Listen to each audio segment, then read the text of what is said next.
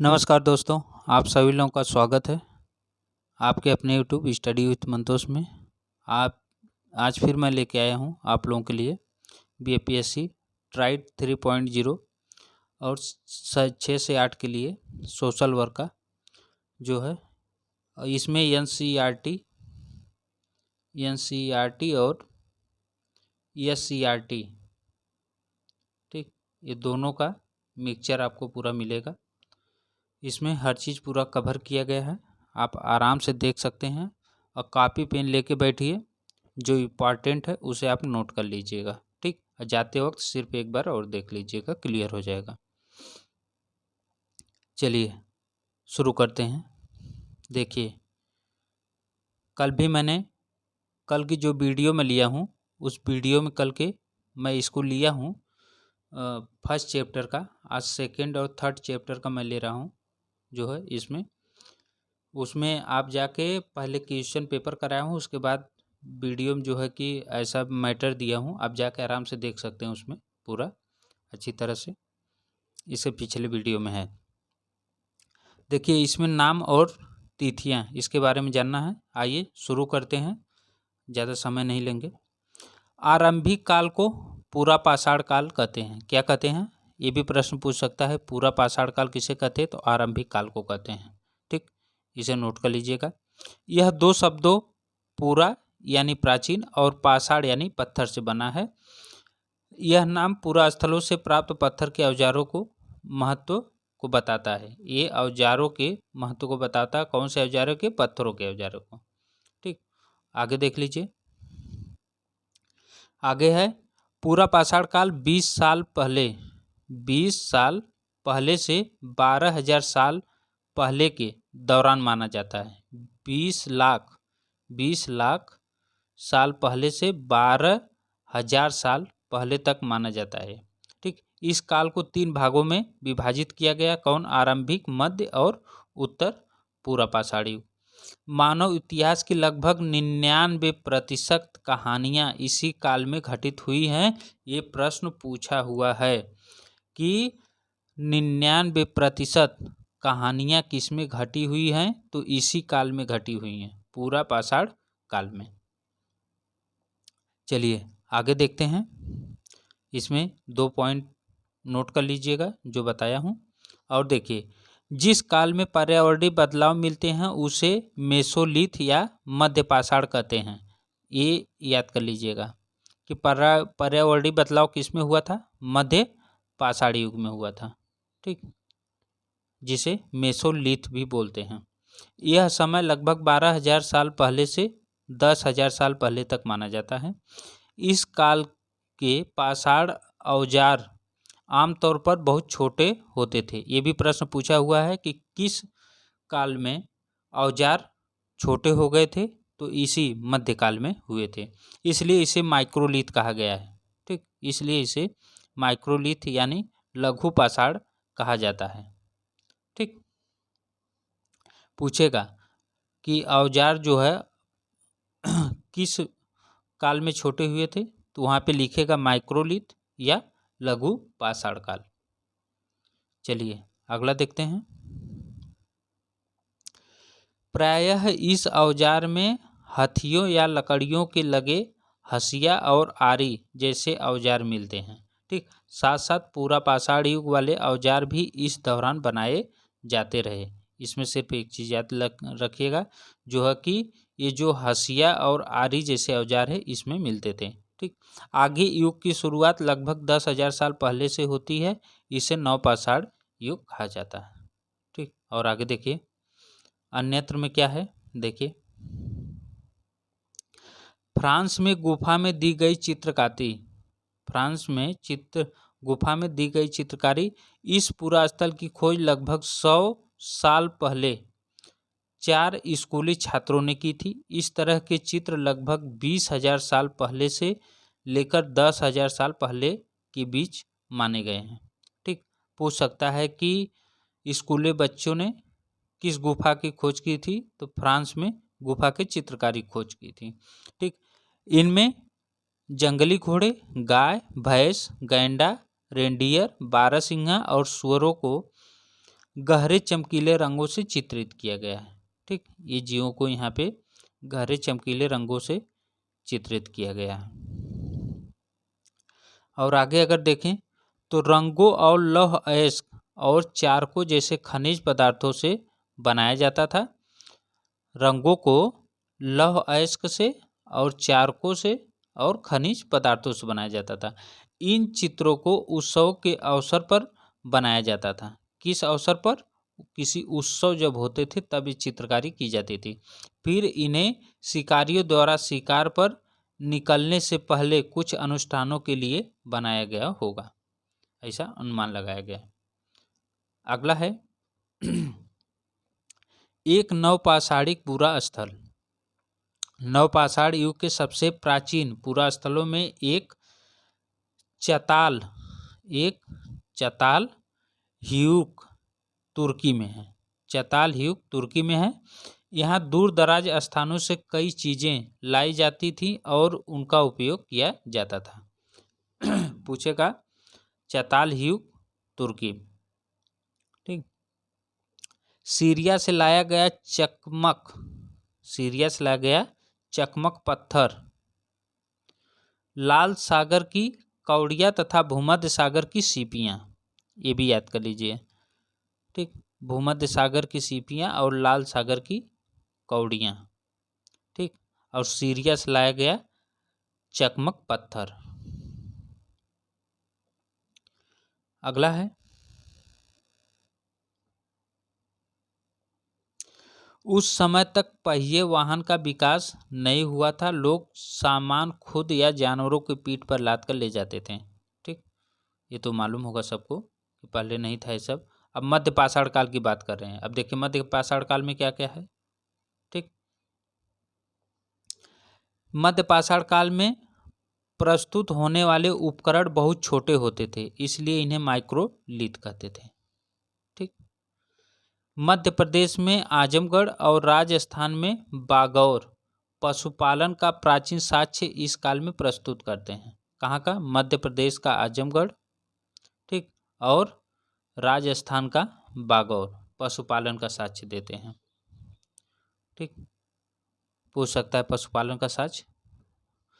इस काल में मानव के अस्थिपंजर शारीरिक रूप का सबसे पहला अवशेष प्रतापगढ़ उत्तर प्रदेश से प्राप्त हुआ था कि सराय नाहर तथा महदहा नामक स्थान से प्राप्त हुआ था। प्रतापगढ़ के सराय नाहर और महदहा से प्राप्त हुआ था। अब आगे देख लीजिए मध्य पाषाणी कालिक स्थल कौन थे। देखिए गुजरात में अखज, बलसाना, हीरापुर, लांगनाज। महाराष्ट्र में जैनेरी, जलगढ़ एवं कसुओसल। राजस्थान में सराय नाहर राय, महादया, दमदमा, मोहाना, पहाड़, लेहैया। ठीक, ये दमदमा तो बहुत फेमस है। कर्नाटक में जलालहल्ली और संगन कल्लू, ये सब मध्य पाषाण कालिक स्थल रहे हैं।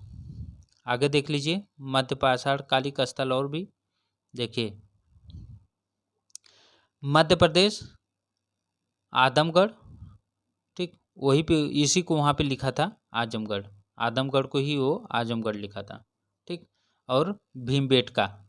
ठीक, पश्चिम बंगाल का बीरभानपुर बहुत फेमस है। मेघालय का सेबालगिरी, तमिलनाडु का टेरी समूह, आंध्र प्रदेश का रेडीगुंटा। ठीक, ये हैं मध्य पाषाणी कालिक स्थल। नवपाषाण की अगर बात करें तो देखिए नवपाषाण, इसमें क्या था। नवपाषाण युग के प्रथम स्तर उपकरण उत्तर प्रदेश के टोंस नदी घाटी में सर्वप्रथम 1860 में लेनमेन सूयर ने प्राप्त किया था। कौन प्राप्त किया था? लेनमे सूरियर। कहाँ पे? टोंस नदी। ठीक, चिराद यानी बिहार प्रांत नामक नवपाषाण कालीन पुरा स्थल एकमात्र स्थल है जहाँ से प्रचुर मात्रा में हड्डी के उपकरण पाए गए हैं। प्रचुर मात्रा में किसके उपकरण पाए गए हैं? हड्डी के, जो मुख्य रूप से हिरण के सींगों के हैं। किसके हैं? हिरण के सींग के हैं। चिराग से प्राप्त उपकरण ताम्र पाषाणिक अवस्था से प्रतीत होता है। ठीक, इतना याद करके रखिए।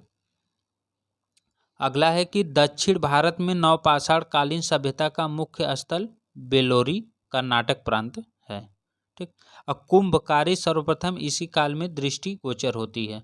नवपाषाण काल स्तर की प्रमुख उपलब्धि खाद्य उत्पादन का आविष्कार, पशुओं के उपयोग की जानकारी और स्थिर ग्राम्य जीवन का विकास है। ये बहुत ज़्यादा महत्वपूर्ण नहीं है, देख लीजिएगा। ठीक, कुछ छोड़ने लायक इसमें नहीं है, क्योंकि छोटी छोटी जो भी पॉइंटें हैं सब इम्पोर्टेंट हैं। ठीक, उसका कहना ये है कि एनसीईआरटी एससीईआरटी का हम पूछेंगे तो लाइन टू लाइन कुछ भी रख सकता है, जैसे सीटेट रखता है उसी तरह से। नवपाषाण काल का एक दृष्टि समय 9000 BC से 4000 BC। ठीक, और दक्षिण भारत में नवपाषाण काल की समयावधि 2000 से BC से 1000 BC। अब देखिए इसमें नवपाषाण शब्द का प्रथम प्रयोग जॉन लुबाक ने किया था। ठीक, और टोस घाटी से प्रथम नवपाषाण उपकरण लेन मैनसूरिया ने। वह स्थल जहां प्रथम साक्ष्य मिला वो है संगनकल्लू। ठीक, और अगला देख लीजिए। देखिए, दक्षिण के नवपाषाणों लोगों के द्वारा उगाई गई पहली फसल कौन सी थी? वो थी रागी। पूछेगा दक्षिण भारत के नवपाषाण में लोगों के द्वारा उगाई गई पहली फसल कौन सी थी? तो वो रागी थी। भारत में नवपाषाण काल की शुरुआत कहाँ से हुई थी? मेहरगढ़ से। ठीक, कहाँ से? मेहरगढ़ से। दक्षिण भारत के नवपाषाण कालीन स्थलों से राख के टील तथा मवेशों के बाड़े प्राप्त हुए हैं। ठीक, अगला उपकरण इस काल के घर्षित और पालिशदार पाषाण उपकरण जिसमें प्रमुख क्षेत्र कौन कौन थे? देखिए, उत्तर पश्चिम में मेहरगढ़, किलीगुल, मुहम्मद, कश्मीर में बुर्जहोम, गुफर कराल। ठीक, उत्तर पश्चिम में मेहरगढ़, किलीगुल, मुहम्मद। ठीक, और कश्मीर में बुर्जहोम, गुफ कराल। उत्तर प्रदेश में कोल्डिहवा, चौपानी, मांडो और महागरा। ठीक, और बिहार में चिरांद, सेनुआर, ताराडी। दक्षिण की अगर बात करें तो प्रमुख दक्षिण भारतीय नवपाषाण कालीन स्थल तमिलनाडु का पय्यमपल्ली पूछा हुआ है। ठीक, आंध्र प्रदेश में उतन्नूर कोडेकल, और कर्नाटक में संगनकल्लू, मास्की, ब्रह्मगिरी, हल्लूर, पिकलीहल, टी नरसीपुर, टेक्कलकोटा। ये हल्लूर पूछा हुआ है। ठीक, बहुत फेमस है। और इधर बिहार में चिरांद, सेनुआर, ताराडी, और उड़ीसा में कुचाई। ये रहे नवपाषाण के। ठीक, और आगे देख लीजिए। अन्य स्मरणीय तत्व स्थल और खोजकर्ता। स्थल और खोजकर्ता तो पक्का है कि कहीं ना कहीं एक प्रश्न जरूर मिलेगा आप लोगों को। लंघनाज, नेवासा, नवदा टोली। ठीक, ये कौन? HD संकालिया। इसके खोजकर्ता कौन है? HD संकालिया। भीमबेटका और कायथा के BS वाकड़कर, सराय नाहर राय का GR शर्मा, गुफकराल का AK शर्मा। गुफकराल का AK शर्मा पूछा हुआ है। बुर्जहोम, सोहन घाटी। यह है डिटेरा एवं पीटरसन। विंध्य क्षेत्र का CL कार्लाइल, बागौर का BN मिश्र, टोंस नदी में ले मैनसूरियर महोदय। ये है इम्पोर्टेंट। ठीक, और अगला देख लीजिए। देखिए आगे है प्रागैतिहासिक काल से संबंधित कुछ स्मृति तथ्य। इसमें आज से लगभग 30 से 40 हजार वर्ष पूर्व ज्ञानी मानव होमो सैपियंस का विकास इस धरती पर हुआ था। पूर्व पाषाण युग के मानव की जीविका का मुख्य आधार क्या था? वो था शिकार। मुख्य आधार क्या था? वो था शिकार। ठीक। आग का आविष्कार पूरा पाषाण काल में एवं पहिए का आविष्कार नव पाषाण काल में हुआ था। आग का आविष्कार किस में हुआ था? पूरा पाषाण काल में। ठीक। और 99% घटना इसी में घटी थी, अभी पीछे मैं बात किया था। और पहिए का आविष्कार पूछे तो नव पाषाण काल में। दो चीज़ें इसमें याद करनी है आपको। ठीक। आगे देख लीजिए। आगे है मनुष्य ने सर्वप्रथम धातु का प्रयोग किया तथा उसके द्वारा बनाया जाने वाला प्रथम औजार कुल्हाड़ी है। प्राप्ति स्थल अतिरम्पकम यहाँ से जो है प्राप्त किया गया था। भारत में पूर्व प्रस्तर युग के अधिकांश औजार स्फटिक मतलब पत्थर के बने थे। किसके बने थे?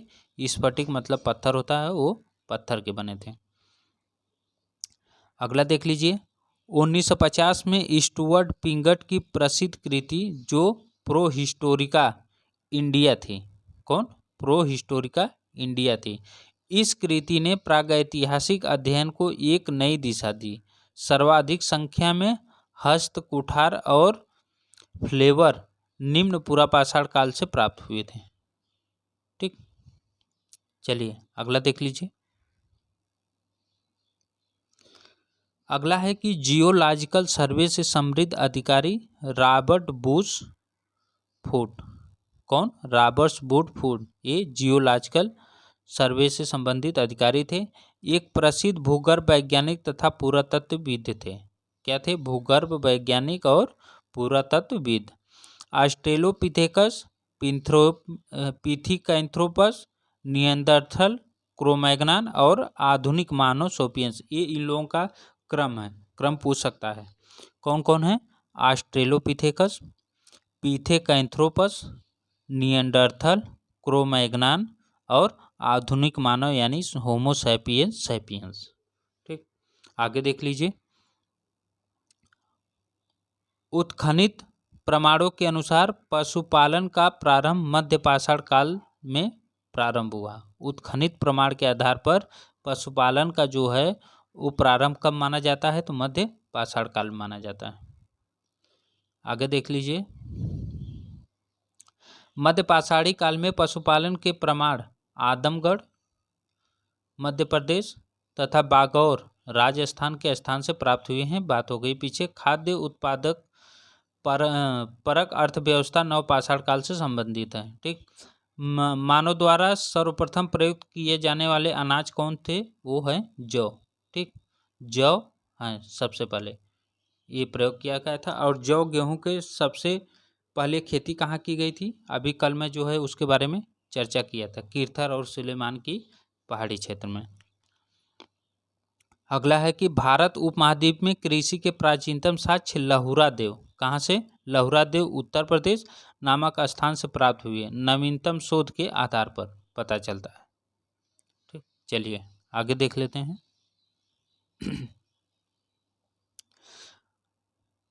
अभ्यर्थी ध्यान दे, अब तक भारतीय उपमहाद्वीप में कृषि के प्राचीनतम साक्ष्य का प्राप्ति स्थल मेहरगढ़ था।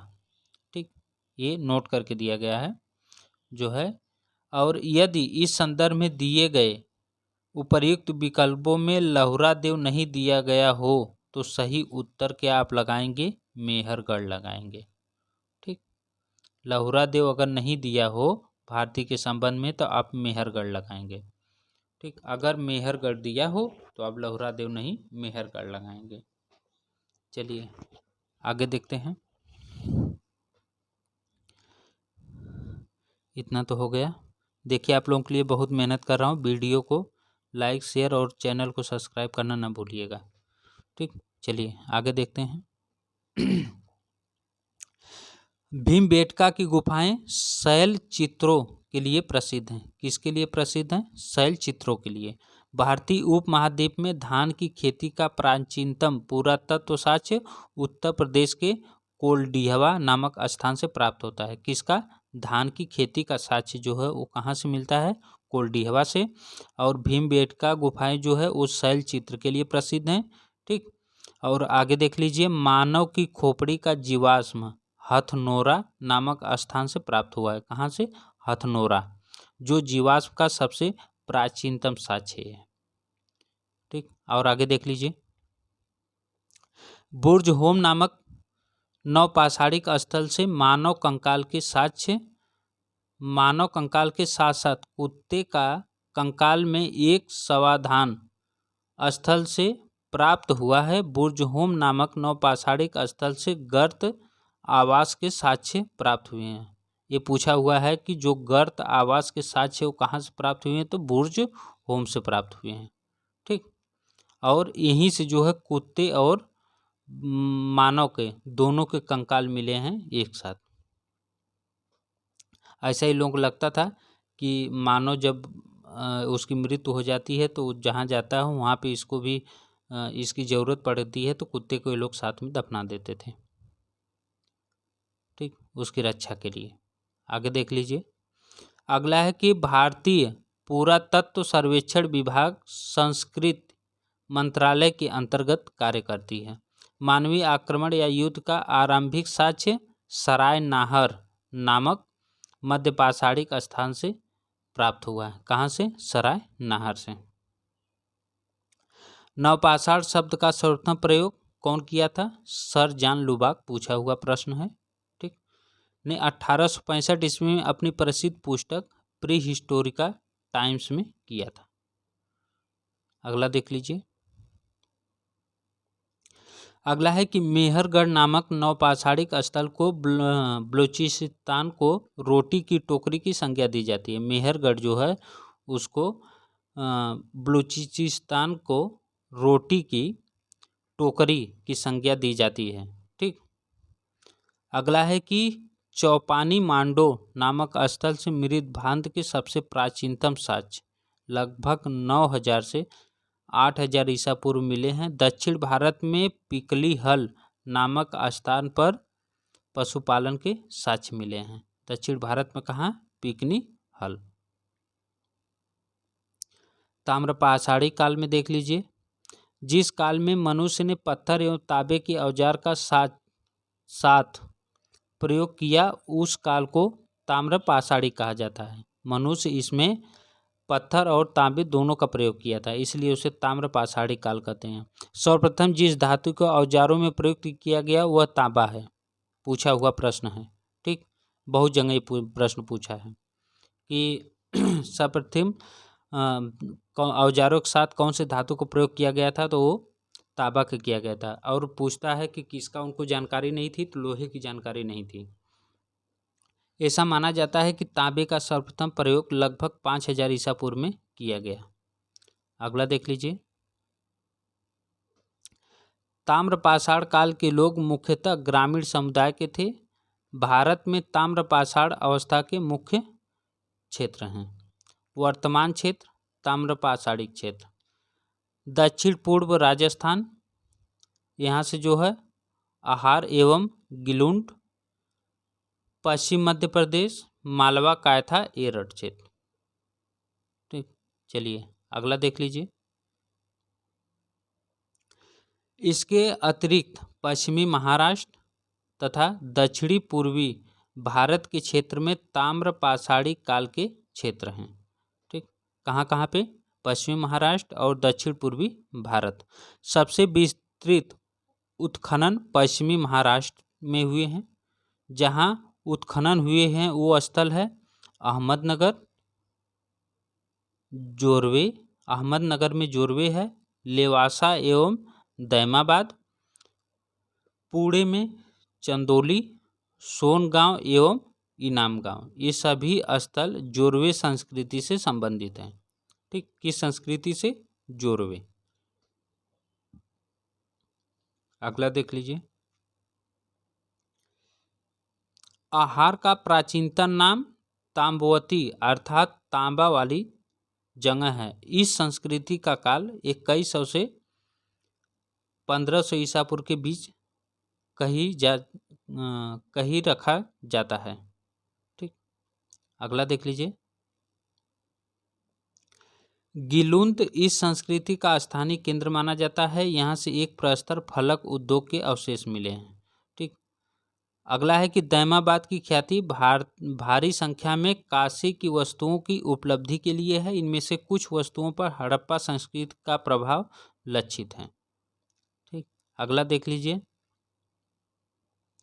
ताम्रपाषाण के लोग मातृ देवी की पूजा करते थे तथा वृषभ धार्मिक संप्रदाय का प्रतीक था। ताम्रपाषाण के लोग मातृ देवी की पूजा करते थे और इनका जो वृषभ था, वृषभ मतलब सांड, इस धार्मिक संप्रदाय का प्रतीक माना जाता था। तिथि क्रम के अनुसार भारत में ताम्रपाषाण बस्तियों की अनेक श्रृंखलाएं हैं। इनमें से कुछ तो प्राक हड़प्पी और कुछ हड़प्पा संस्कृति की समकालीन है तथा कुछ हड़प्पोत्तर काल की हैं। ठीक, अगला देख लीजिए।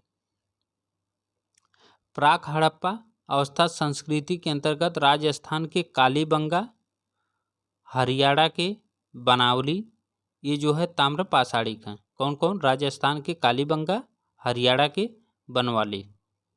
ताम्रपाषाण अवस्था का महत्व क्यों था, अब उसको भी देख लीजिए, थोड़ा से पूछ सकता है।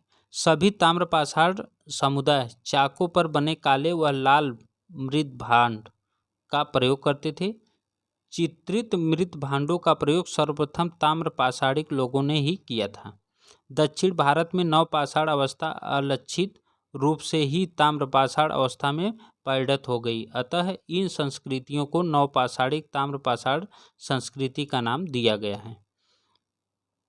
अगला अगर हम बात करें तो अगला है कि सर्वप्रथम ताम्रपाषाण के लोगों ने ही प्रायद्वीपीय भारत में बड़े बड़े गांव बसाए हैं। ठीक, अगला देख लीजिए। प्राचीन तथ्य कौन कौन से हैं? मालवा, इसका महत्व क्यों है? उत्कृष्ट ताम्र पाषाण मृत भांड के लिए। ठीक, और नौदा टोली नर्मदा, इतने सारे अनाज अन्यत्र कहीं नहीं मिलते जितना यहाँ पे था। ठीक, कहाँ पे? नौदा टोली में, यहाँ पे अनाज अधिक थे। दैमाबाद गोदावरी सबसे बड़ी बस्ती ये थी। ठीक, कलश, समाधान और दिशा उत्तर दक्षिण। अगला देख लीजिए। इनाम गांव, किलाबंदी बस्ती, हाथीदांत, शिल्पकार, चूना बनाने वाले, खिलौने बनाने वाले। ये प्रश्न पूछा हुआ है, हाथीदांत और खिलौना बनाने वाले। ठीक, हो सकता है इस बार शिल्पकार चूना पूछ सकता हूँ। महाराष्ट्र जोरवे संस्कृति द्विस्तरीय निवास है। कोटजी, आमरी, कालीबंगा, गणेश्वर, इन स्थानों से हड़प्पा के उदय की पृष्ठभूमि बनाई गई है। ठीक, कालीबंगा एवं बनावली से प्राक हड़प्पन अवस्था तथा ताम्रपाषाणिक मृतभांड संस्कृति की एक दृष्टि में, अब ये देख लीजिए एक दृष्टि में क्या क्या है। देखिए, गैरिक मृतभांड संस्कृति बिसौली, राजपुर, पारसू। ताम्र निधान संस्कृति बिठूर। काले व लाल मृतभांड संस्कृति अतरंजी खेड़ा। चित्रित धूसर मृतभांड संस्कृति अहिछत्र। उत्तरी काल पॉलिशदार मृतभांड तक्षशिला। चलिए आगे देख लीजिए। आगे है ऋग्वेद काल से संबंध मृतभांड संस्कृतियाँ। गैरिक मृतभांड संस्कृति ओसीपी। ताम्र निधान संस्कृति सीएच। काले व लाल मृतभांड संस्कृति B&RW। अगला देख लीजिए। उत्तर वैदिक काल से संबंध मृतभांड की संस्कृतियाँ क्या हैं? चित्रधूसर मृतभांड संस्कृति PGW। उत्तरी काले पॉलिशदार मृतभांड संस्कृति NBPW। ठीक, आगे देख लीजिए। लौह प्रयोक्ता संस्कृति चित्रित धूसर मृतभांड संस्कृति PGW। उत्तर कालिस पालिश दारमृत भांड। और कुछ महत्वपूर्ण तिथियां क्या हैं देखिए, मध्य पाषाण युग की 12,000 से 10,000 ईसा 10,000 साल पहले, और नव पाषाण युग का आरंभ 10,000 साल पहले। चलिए अगला देख लीजिए, खेती और पशुपालन की शुरुआत। खेती और पशुपालन की शुरुआत अब ये भी देख लीजिए, इसमें देखिए क्या है, लोगों ने अपने घरों के आसपास चारा रखकर जानवरों को आकर्षित कर उन्हें पालतू बनाया। लोग कैसे बनाए थे उन्हें पालतू? अपने आसपास घरों के पास चारा रखकर उन्हें बुलाते थे। सबसे पहले जिस जंगली जानवर को पालतू बनाया गया वो कुत्ते का जंगली पूर्वज था। ठीक, उसके बाद धीरे धीरे लोग भेड़, बकरी, गाय, सूअर जैसे जानवरों को अपने घरों के नज़दीक आने को उत्साहित करने लगे। ऐसे जानवर झुंड में रहते थे और ज़्यादातर घास खाते थे। ये भी प्रश्न पूछा हुआ है, ठीक, कि कुत्ते के बाद उनका दूसरा पालतू पशु क्या था, तो वो थी भेड़ और बकरी। ठीक, और चीन का जो चीन से जो है कि सूअर का साक्ष्य मिला है, चीन से। चलिए अगला देख लीजिए,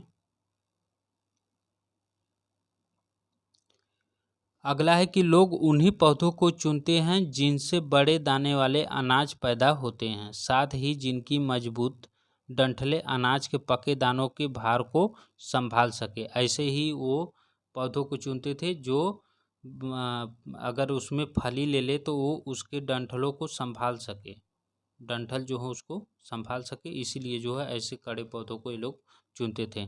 ठीक, जंगली जानवरों की तुलना में पालतू जानवर के दांत और सींग छोटे होते थे। आगे देख लीजिए, देखिए ये इम्पोर्टेंट है। कृषि के लिए अपनाई गई सबसे प्राचीन फसलों में गेहूं तथा जौ आते हैं। उसी तरह सबसे पहले पालतू बनाए गए जानवरों में कुत्ते के बाद भेड़ और बकरी आती हैं। ये प्रश्न बहुत इम्पोर्टेंट है। ठीक, जितना भी उधर पीछे देखें उसी का ही निचोड़ है। चलिए अगला देख लीजिए,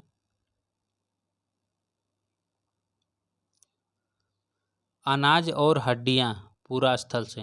गेहूं, जौ, भेड़, बकरी, मवेशी, ये मेहरगढ़ आधुनिक पाकिस्तान। चावल, जानवरों की हड्डियों के टुकड़े, एक कोल्डिहवा आधुनिक उत्तर प्रदेश से प्राप्त हुआ है। चावल, मवेशी, मिट्टियों पर खुरों के निशान, ये महागढ़ा आधुनिक उत्तर प्रदेश से मिला है। और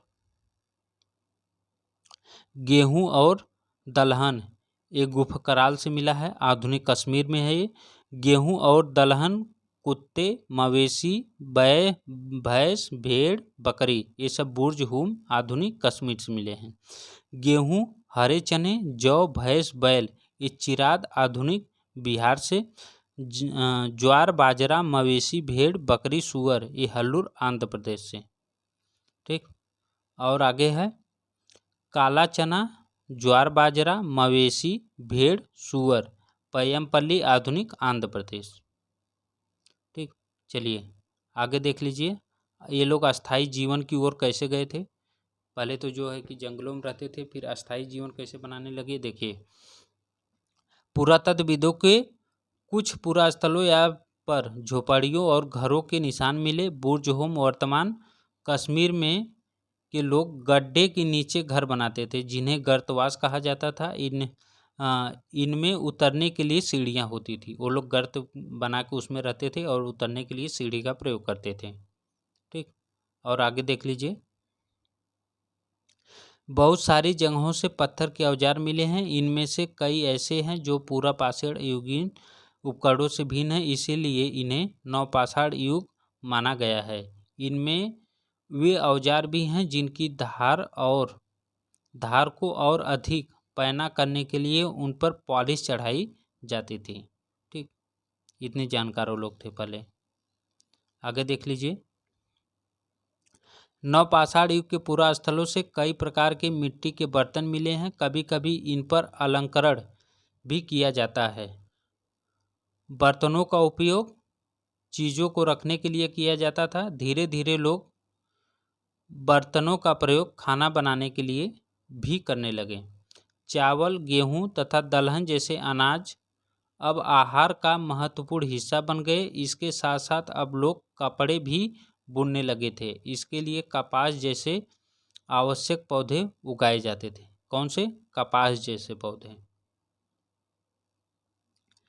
अब देखिए इनका रीति रिवाज क्या था, ये भी थोड़ा देख लीजिए। विद्वानों ने ऐसे किसानों का अध्ययन किया है, इनमें प्रायः कृषक पशुपालक समूह रहते थे जिन्हें जनजाति कहते थे। ये लोग क्या कहते थे? जनजाति। सबसे पहले जनजाति लोग ही पशुपालन और कृषि वाला कार्य करना शुरू किए थे। विद्वानों में ने पाया है कि लोग कुछ ऐसे रीति रिवाजों को मानते थे जो संभवतः पहले से ही प्रचलित रहे।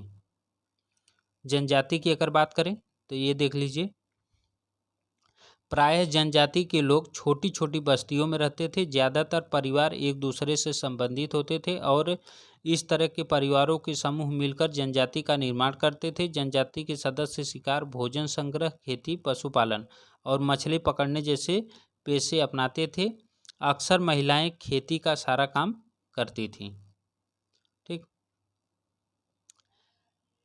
इसमें जमीन तैयार कर बीज बोने, पौधों को देखभाल करने से लेकर फसल काटने तक का काम शामिल है।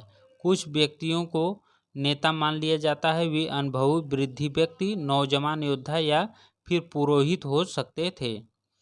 वयस्क महिलाओं को भी उनके ज्ञान तथा अनुभव के लिए विशिष्ट सम्मान दिया जाता था। ठीक, महिलाएं भी उसमें ज्ञानी थी। और ये भी देख लीजिए पहले और बाद के स्तर। आमतौर पर लोग जहाँ रहते थे, घर टूटने पर दोबारा वहीं घर बना लेते थे। टूटने फूटने सामान और कूड़ा करकट भी घरों के आसपास जमा होते रहते हैं। इन कारणों से बस्ती की जमीन धीरे धीरे ऊंची होती रहती हैं और फिर सैकड़ों सालों के बाद वहाँ एक टीला बन जाता है। ठीक, इसी तरह से जो है